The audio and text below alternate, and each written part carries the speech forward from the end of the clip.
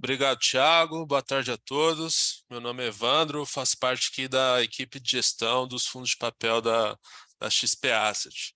É uma enorme satisfação falarmos aqui hoje com as senhoras e senhores, para falar um pouquinho como especial que o XPCI performou neste trimestre e também um pouquinho da nossa cabeça, nossa visão sobre o mercado, perspectivas que a gente está vendo aqui no curto, médio e longo prazo, tá?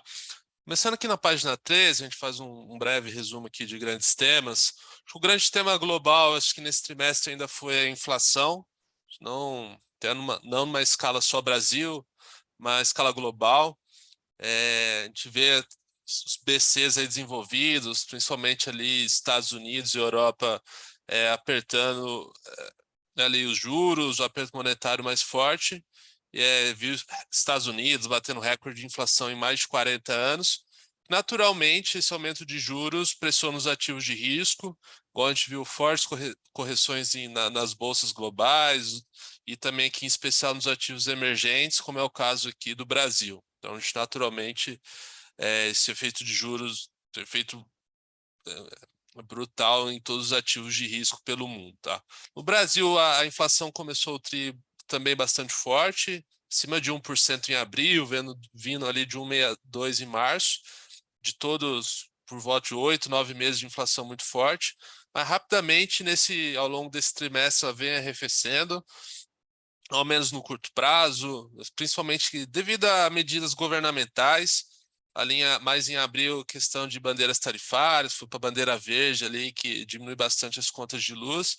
E mais recentemente, tributos ali sobre, que foi chamado ali de bens e serviços essenciais, em especial ali nos combustíveis, né? Então, até chegou a provocar deflação já no mês de julho, bastante forte, foi divulgado ali na última terça-feira, de menos 68, e a gente tem até uma previsão de nova deflação aqui no mês de agosto, né, a conferir.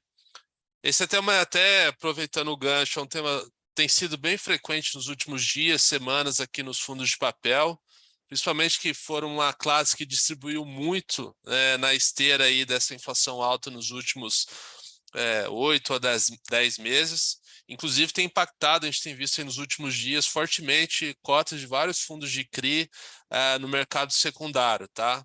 Até uma pergunta que tem sido bastante frequente no nosso canal de RI nos últimos dias, a gente já vai adiantar um pouquinho, o André, o gestor, vai até explorar um pouquinho mais à frente, mas aqui na nossa gestão, que em particular no PCI, a gente sempre procurou manter um mix ali de indexadores entre inflação, pré e CDI, mas sobretudo em IPCA e em CDI, que historicamente são índices muito voláteis, né, no Brasil, né? Só para ter uma ideia, ilustrar aqui, um pouco mais de um ano atrás a gente tinha o CDI a 2% ao ano e hoje a gente está falando de quase 14%. O IPCA de março, que a gente já citou, foi de 1,62, e a gente está falando já uma deflação nesse mês agora de julho de 0,68. Então, a gente sempre procurou manter um portfólio mais balanceado. A gente vê que estruturalmente, né, no médio e longo prazo, traz menos volatilidade aos rendimentos, que a gente acha interessante no produto de renda, como é o caso de PCI, e até funcionando ali como um hedge natural, ali, detrator de volatilidade.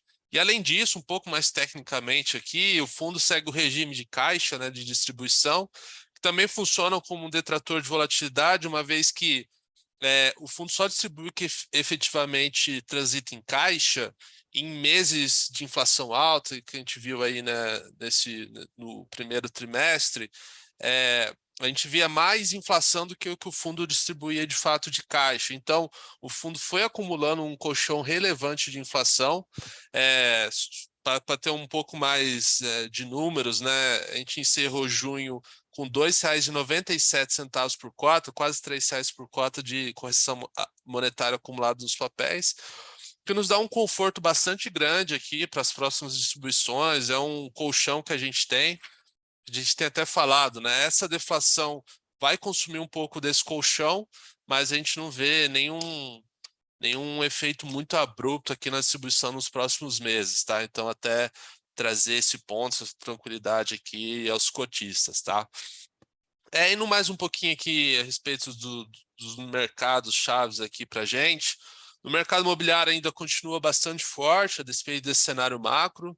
A gente vê números de vendas, lançamentos ainda fortes, resilientes, estoques em índices historicamente saudáveis, tá?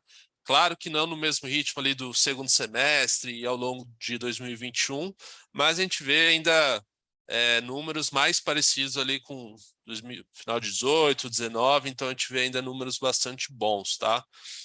Em específico ali no setor popular, a gente vê uma maior preocupação, até teve semestre de destaque, preocupação no mercado ali, até de uma empresa listada, Tenda, uma vez que é um setor que mais focado numa população mais vulnerável, então muito mais suscetível aos efeitos de desemprego, inflação, e tem uma tecnicalidade aqui no setor que tem uma limitação de preço, só que embora os custos, né, dessas empresas tenham subido muito, a inflação da construção tem sido muito alta, que é efeito na veia aqui nas margens dessas empresas, várias delas têm sofrido com margens, mas iniciativas até que a gente viu divulgadas ao longo do trimestre, ao longo do último mês aqui do governo, nesse setor tem trazido algum alento, como corrigir essa tabela de limitação de preços, aumentar subsídios, diminuição de juros, o que tem ali trazido um alento, ali, uma animação maior nesse setor, tá? Na média renda, que também é um pouco mais de preocupação a respeito do poder de compra, né, da classe média, que também é bastante impactada pela inflação.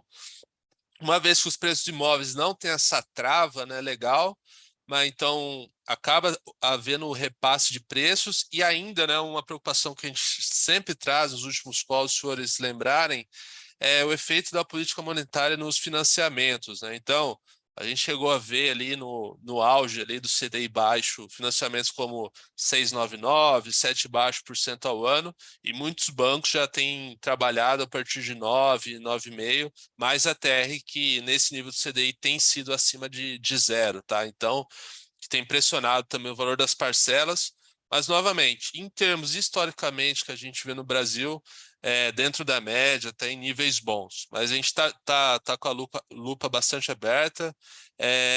O PCI é focado em players sólidos, redondos, então a gente tem feito acompanhamento, mas nada de preocupação que a gente tem visto aqui no nosso portfólio, tá? E como um todo, né, como setores, até um ponto que apesar de ser um fundo imobiliário, né, de crédito, a gente procura diversificar em diversos setores da economia, até setores descorrelacionados, mais resilientes aos ciclos econômicos, né? A gente até cita algumas emissões que a gente entrou aqui, como Açaí e Mateus, que são o que a gente chama, né, do varejo do atacarejo, então que nesse cenário de inflação alta, muitas famílias têm recorrido a quem chama de trade down, né? Recorrido a volumes maiores, compras mensais, produtos mais baratos, e os atacarejos têm sido bastante resilientes nesse mercado. Uma operação também Campo, que é mais focada no setor agro, que a gente tem até uma equipe focada aqui na nossa gestora, e é um setor bastante correlacionado, até se beneficia do dólar alto no Brasil, e a gente trouxe essa diversificação também para ter tranquilidade no nosso portfólio, tá? Quanto é que a gente vem citando muito também. Então, nesse cenário de macro deteriorado, juros altos, inflação alta, portfólios como o caso do PCI, né, de risco de crédito mais baixo, tem, na nossa visão, um risco retorno bem mais interessante nesse cenário, porque a gente consegue entregar retornos nominais, reais, bastante interessantes. A gente entregou quase 1,10 por cota, isentos, né, ao longo do trimestre, embora no risco de crédito bastante controlado, né? Empresas aí que tomaram bastante dívida, né, naquela esteira do CDI a 2, dando um exemplo aqui, não, o CDI mais 5 naquele cenário era 7% ao ano, hoje é quase 20%. Então, empresas mais alavancadas, a gente tem visto praticamente toda a geração de caixa dela é para pagar juros, sobrando muito pouco caixa mesmo, né, para investimentos, impostos, e amortizar essa dívida. Então, as empresas do nosso portfólio, de maneira geral, têm passado, surfado bastante bem nesse cenário, tá? Também a gente destaca a quarta oferta de cotas que a gente fez ao longo desse trimestre.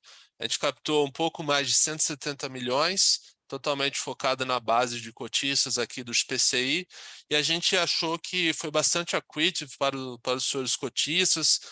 De maneira geral, a gente aumentou as taxas médias do nosso portfólio, diversificou mais, diluímos mais custos fixos que a gente tem, sem piorar, até mesmo gostaria de ousar aqui falar, melhora do risco médio da nossa carteira, tá?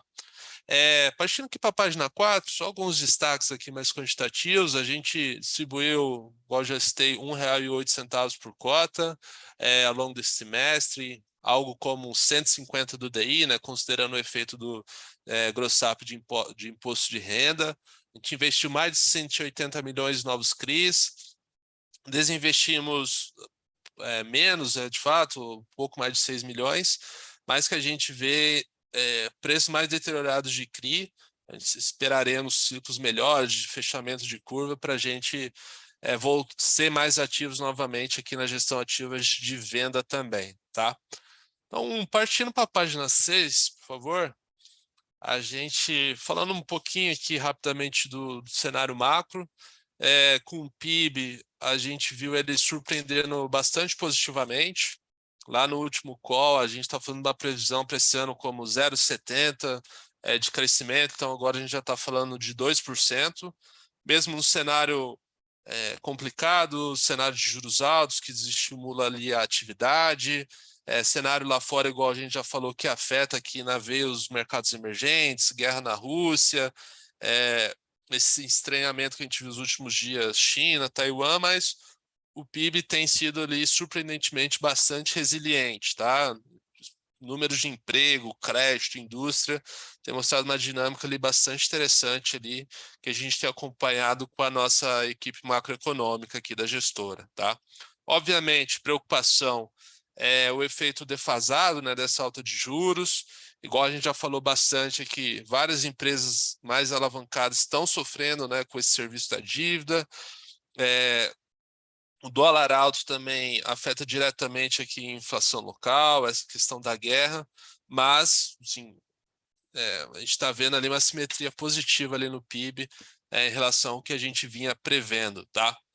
Sobre a Selic, acabamos o trimestre em 3,25, mais recentemente, né, semana passada a gente viu ali indo a 3,75, e sinalização de um fim muito próximo desse aperto monetário, encerrando ali próximo dos 14%, tá? Que até historicamente é interessante para o mercado, até a indústria de fundos imobiliários, quando a gente vê ele estabilizar o fim, né, do aperto monetário e o mercado começar a colocar mais à frente ali já a redução de juros, que impacta ali sempre muito positivamente o nosso mercado aqui, tá? A página 7, apenas alguns dados ali, mostrando ali a dinâmica resiliente da produção industrial, índices de confiança, a despeito desse macro mais desafiador. Então, até corroborando, casando, né, com esse índice do PIB que a gente mostrou agora. E, por último, aqui na página 8, um pouco a gente falou de inflação. O IPCA veio realmente muito pressionado, principalmente no segundo semestre do ano passado. Começou esse ano muito forte, então até março, abril foi realmente, na média, ali, mais de 1% ao mês. A gente veio esse arrefecimento que a gente falou, principalmente medidas ali governamentais, e também algum que a gente viu nos últimos dias aqui, as commodities de alguma forma cedendo das suas raízes históricas, nas mais diversas commodities, também de óleo e gás, que a gente vê também algum alívio ali, ao menos no curto, médio prazo ali para a inflação, tá? Algumas medidas governamentais, obviamente, pode ter causado ali o que a gente chama de um shift temporal da inflação, talvez alguma inflação foi meramente transportada mais à frente, mas expectativas realmente deram uma bela desancorada aqui em relação à nossa última reunião, tá? O mercado de trabalho continua muito forte, resiliente, então principalmente números de CAGED, de todos os últimos têm surpreendido bastante positivamente aqui o mercado. A taxa de juros, a taxa de desemprego até menor, mais de 7 anos. Então, tem mostrado uma dinâmica realmente muito resiliente aqui pelo que a gente tem visto. E só por último, encerrando aqui minha parte, na página 10, por favor, Thiago. Mas é só alguns dados de performance do fundo mesmo. O fundo outperformou ali uma pequena margem ali os principais índices de mercado, considerando ali o reinvestimento dos seus rendimentos. A gente mostra ali a distribuição ali que a gente fez, mas de novo, só reforçando aquele ponto, é de fato a distribuição caixa, né? Não necessariamente ela casa com os indexadores, e de fato o que a gente falou, a gente muito mais acumulou ali resultado, correção monetária nos papéis que distribuímos, que nos dá esse conforto de quase R$ 3 por cota que a gente tem hoje aí não distribuídos nos nossos papéis, tá? A gente mostra também alguns dados de liquidez, né, um pouco voláteis esse ano, mas sempre com uma liquidez bastante interessante, em junho aí acima de 3 milhões dia, e uma base de cotista de uma tendência bastante crescente, até conferido essa liquidez interessante que a gente tem visto, tá? Então, acho que esse foi um pequeno resumo ali desse trimestre, um pouquinho da nossa visão. Vou passar aqui para o André Mazetti, gestor do fundo, e ficamos também à disposição aqui também ao final para a sessão de perguntas e respostas. Obrigado a todos. Obrigado, Evandro. Boa tarde a todos. Obrigado pela participação aí no call trimestral. Bom, dando continuidade aqui na apresentação, no slide 12, né, dando um passo atrás, só relembrando aqui algumas características do XPCI. O XPCI é um fundo de papel, como todos sabem, né, um fundo de CRI com gestão ativa na compra e venda de papéis, principalmente aí na venda. Nosso foco principal é a alocação em ativos high grade, né, ou seja, ativos com bons nomes de crédito, bons riscos de crédito. Como pode ser visto nesse gráfico aqui do slide 12, fica claro que o book de CRI são as alocações estratégicas, ou seja, as alocações de maior importância aqui para o fundo.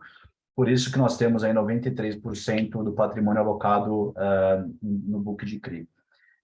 Sempre reforço aqui nos calls, pessoal, boa parte desses CRIs alocados pelo XPCI são aí frutos de originação própria, né? Ou seja, pela gestora XP Asset. Então, todo o time aqui, eu, Evandro, a gente que origina boa parte dessas operações, e com isso a gente consegue alocar bons ativos com prêmio de rentabilidade aí, no retorno das operações.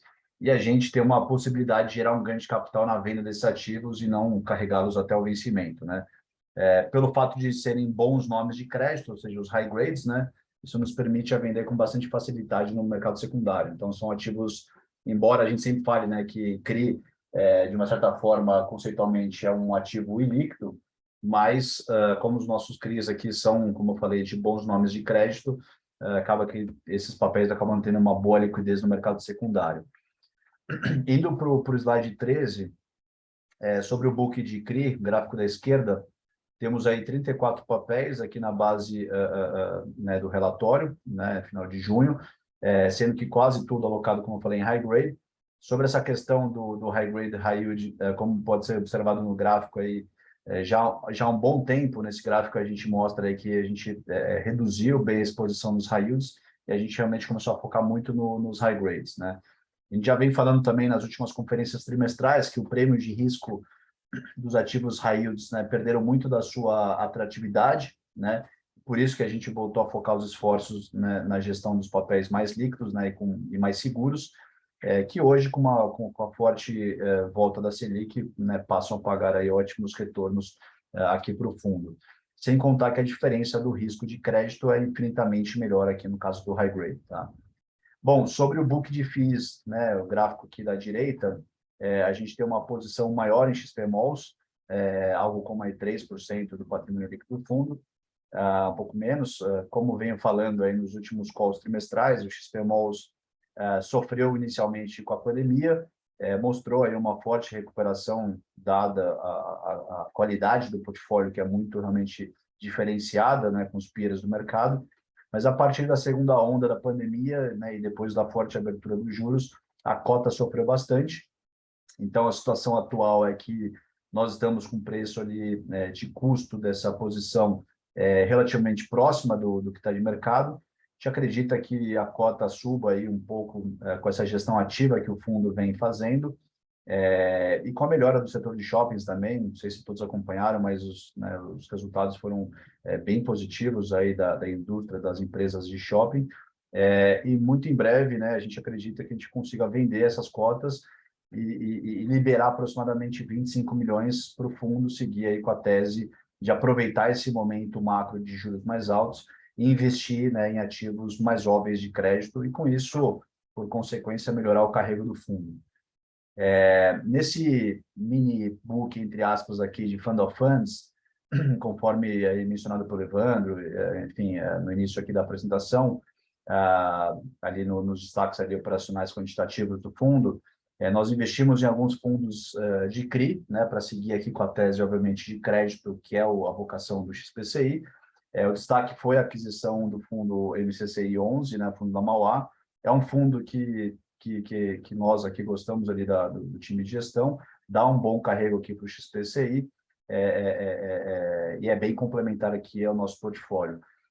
Pulando para o slide 17,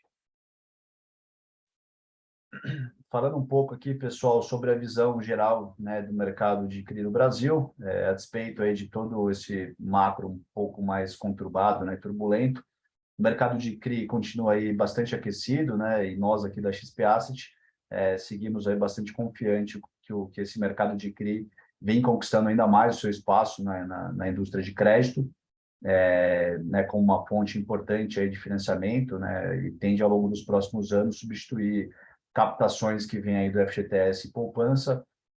Inclusive, falando aqui de poupança, trazendo um dado atualizado aqui para vocês, a captação líquida da poupança no primeiro semestre de 22 foi negativa em mais de 50 bilhões de reais, tá? 50 bilhões. No ano passado, só para fins de referência, o resgate líquido da poupança chegou em 35 bilhões.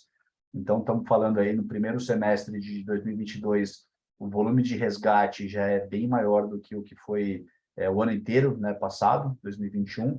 A gente vem relatando aí esses números aqui nos nossos calls trimestrais, e o fato é que trimestre após trimestre, esse número de resgate vem aumentando bastante.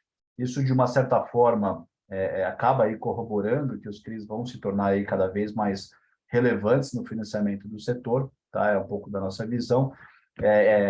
Falando um pouco aqui do gráfico, né? Notem que aqui abaixo que o estoque de CRI em 2022 segue ainda em patamar bem elevado, na casa dos 100 bilhões de reais.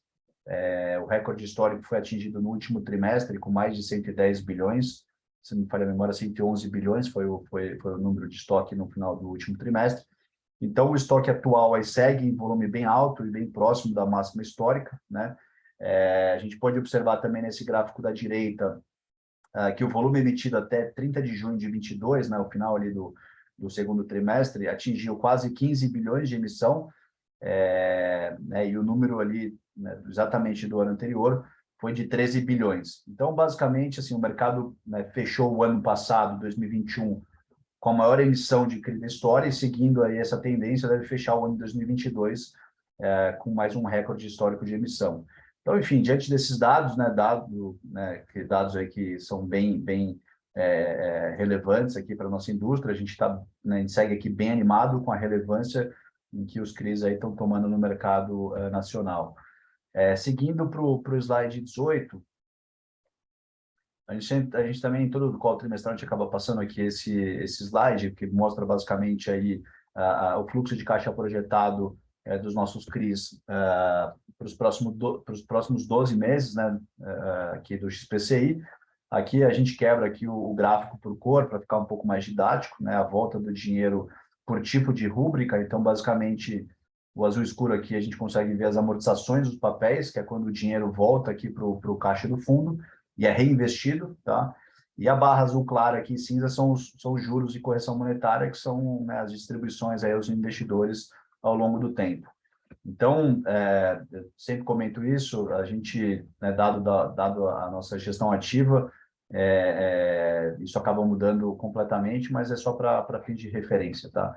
E aqui na tabela do lado direito, a gente pode ver que não existe nenhum ativo estressado na carteira do fundo, nenhum tipo de status de alerta, né? Então, qualquer tipo de provisão. Então, o portfólio do XP6 segue com muita tranquilidade no quesito risco de crédito e vem rodando normalmente, tá?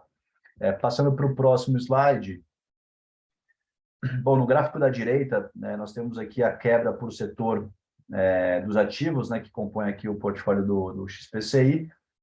Como vocês podem ver, existe uma grande diversificação, né, no nosso portfólio. Então, basicamente, entrando aqui nos grandes números, temos aqui aproximadamente 36% dos CRIs com exposição no setor imobiliário residencial, com nomes bem fortes, como Direcional, né, que é uma empresa, como todos sabem, aí, AAA, empresas como Elbor também, bem parruda ali no quesito risco de crédito. Temos também aqui no nosso portfólio Embraed, né, que é uma empresa líder no setor ali da região que atua, que é no sul do país, ali na região de Balneário Camboriú. Temos também Tecnisa, empresa, enfim, super tradicional e conhecida no mercado.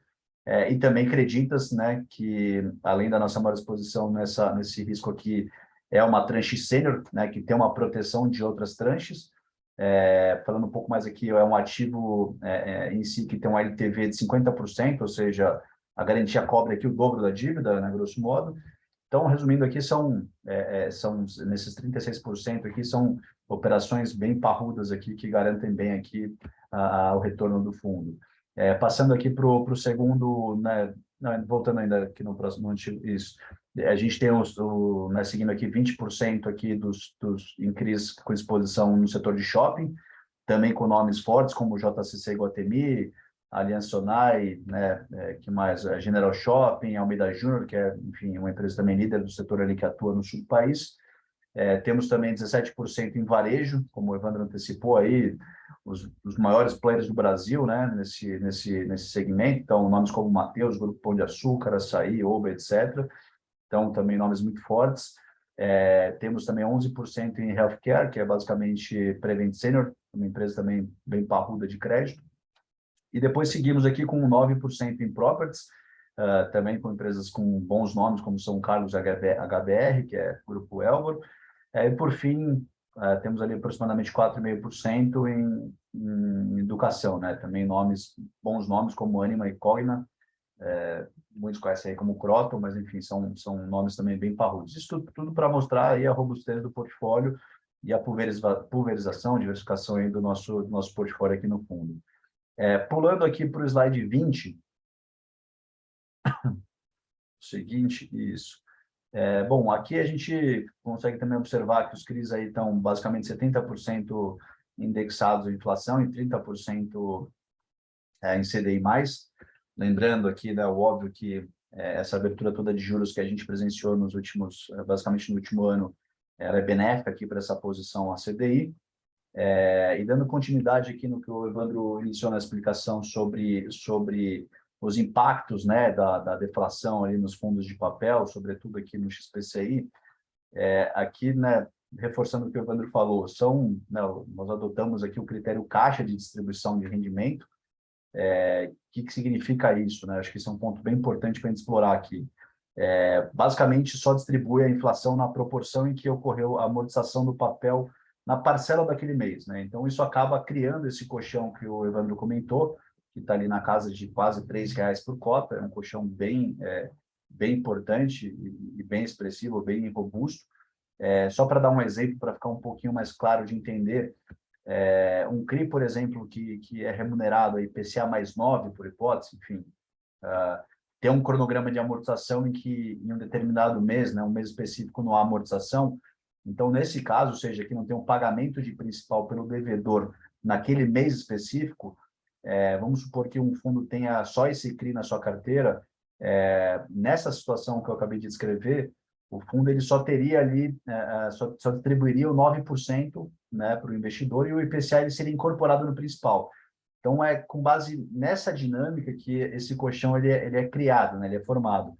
Então, voltando aqui no nosso XPCI, no nosso fundo aqui, essa deflação ela não causa um efeito imediato muito grande nos nossos papéis, porque, como eu falei, a maioria dos papéis tem uma inflação grande acumulada, tem muito CRI que a gente chama de BTS, né, Build-to-Suit, ou seja, aqueles papéis em que são lastreados com contratos de longo prazo de locação, de galpão logístico, por exemplo.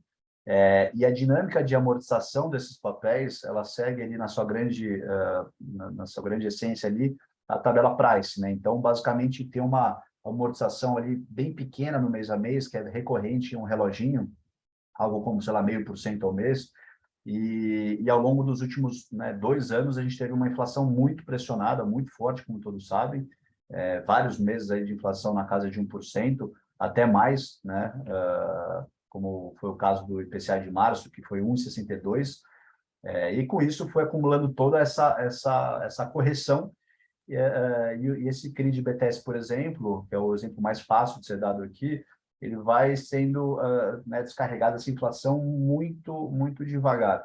Então, é isso que foi com base nessa dinâmica que fundos como o XPCI criaram esse colchão, essa gordura. É óbvio que uma deflação como a gente teve agora, divulgada nessa semana de 0,68, ela consome esse colchão, é óbvio que sim, mas ela é, enfim, é uma gordura muito grande vis-à-vis essa deflação, e muito provavelmente a gente deve ter, como o Evandro mencionou, mais um mês de deflação agora em agosto. Então, a gente, mesmo assim, está bem tranquilo que esse colchão consegue fazer frente tranquilamente a esses 2, 3, ou que seja, 3 meses de deflação. Então, é um pouco do racional, tá, pessoal, que a gente queria bater nessa tecla, porque essa foi realmente uma pergunta muito frequente aqui nos nossos canais de RI, e a gente também acompanha aí todo o mercado e todo mundo muito preocupado com a deflação nos fundos de papel. Claro que tem fundos da indústria que distribuem num regime que a gente chama de curva, que não é o regime caixa que é o nosso. Aí, de fato, esse tipo de fundo tende a sofrer na veia, né, com a deflação. Mas, de novo, não é o caso aqui do XPCI. Bom, pessoal, esses foram os highlights aí do trimestre, e agora a gente vai abrir o espaço para perguntas e respostas. Agradeço aí a participação de todos.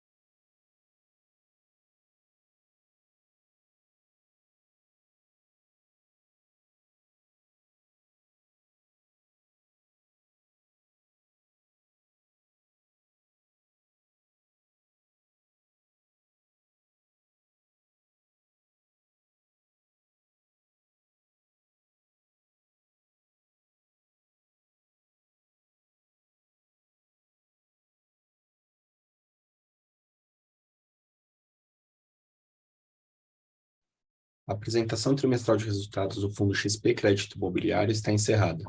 Lembramos que a apresentação foi gravada e publicaremos no site do fundo nos próximos dias. Reforçamos que o nosso canal de relação com investidores está sempre à disposição através do e-mail ri@xpasset.com.br e pelo site do fundo, xpasset.com.br/xpci. Agradecemos a participação de todos e uma boa tarde.